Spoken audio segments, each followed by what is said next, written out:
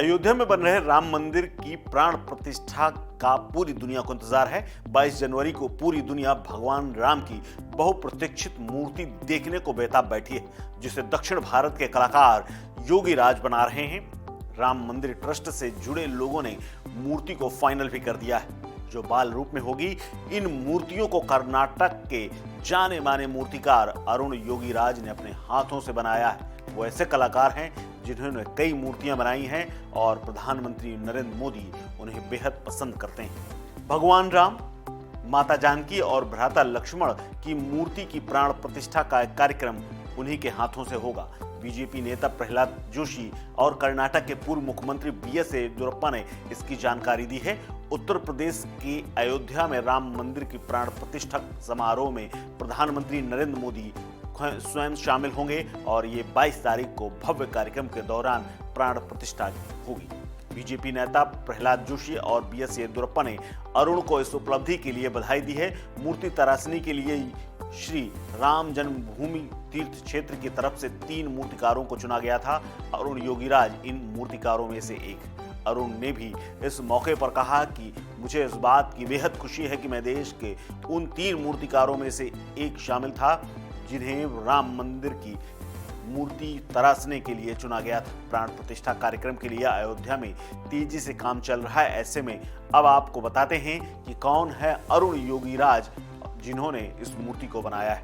दरअसल अरुण योगीराज यूं तो प्रोफेशनल हैं, वैसे कर्नाटक के मैसूर शहर के रहने वाले हैं। वो एक प्रसिद्ध मूर्तिकार के परिवार से आते हैं। उनकी 5 पीढ़ियां मूर्ति तराशने के काम से जुड़ी रही हैं। अरुण देश के सबसे प्रसिद्ध मूर्तिकारों में से एक है। देश के अलग अलग राज्यों में अरुण की तराशी गई मूर्तियों की बहुत ज्यादा मांग होती है। प्रधानमंत्री नरेंद्र मोदी खुद अरुण की प्रतिभा के कायल हैं और उनकी कई बार तारीफ कर चुके हैं। अरुण ने अपनी कुशलता का इस्तेमाल एक से एक बढ़कर मूर्तियां तैयार करके दिखाई हैं। अरुण के पिता के बारे में बताएं कि अरुण के पिता योगी राज भी एक बेहतरीन मूर्तिकार थे। उनके दादा बसवन्ना शिल्पी को मसूर के राजा का संरक्षण हासिल था। वो राजघराने के ऑफिशियल कहें तो मूर्तिकार थे। अरुण योगीराज भी बचपन से ही मूर्ति कला के काम से जुड़े रहे।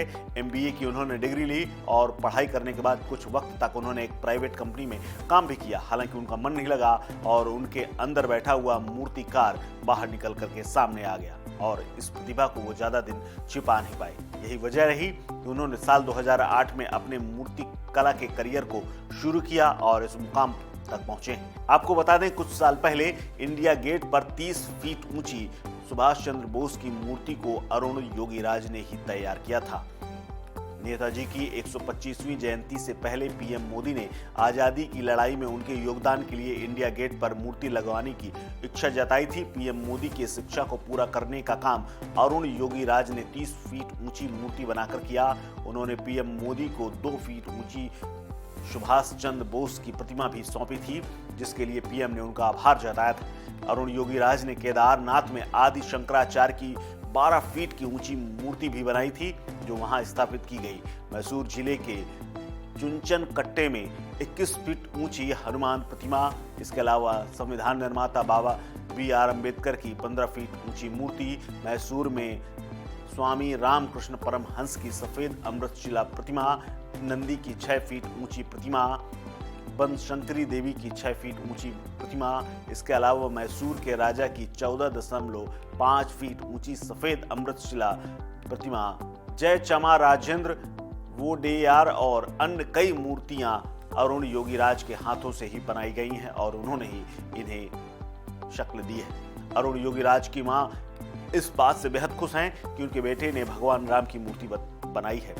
अरुण की मां सरस्वती ने बताया कि उनके बेटी की तरक्की को देखकर वो बेहद खुश हैं। उन्होंने ये भी कहा कि उनके बेटे ने उन्हें भी भगवान राम की मूर्ति नहीं दिखाई है। सरस्वती कहती हैं कि हमारे लिए सबसे सौभाग्य का पल है कि मैं उन्हें मूर्ति बनाते हुए देखना चाहती थी, लेकिन उन्होंने कहा था कि वो मुझे आखिरी दिन प्राण प्रतिष्ठा में ले जाएंगे और वहां अयोध्या में ही उनके दर्शन कराएंगे। मां सरस्वती ने यह भी कहा कि मैं अपने बेटी की तरक्की से और उनकी सफलता से बेहद खुश हूँ।